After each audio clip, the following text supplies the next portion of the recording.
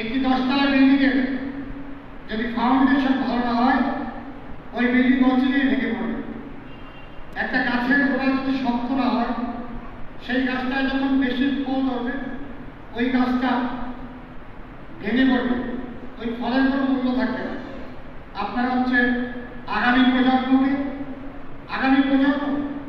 ভিত করার কারিগর হিসাবে নিয়োগ হয়েছে। আপনাদের কাছে আমার অনুরোধ, আপনারা আমাদের মাননীয় প্রধানমন্ত্রী জননেত্রী শেখ হাসিনা একটি আধুনিক উন্নত বাংলাদেশ গড়ার জন্য কাজ করছে। আর এই আধুনিক উন্নত বাংলাদেশ গড়ার জন্য তিনি 2041 সালকে টার্গেট নিয়ে কাজ করছে।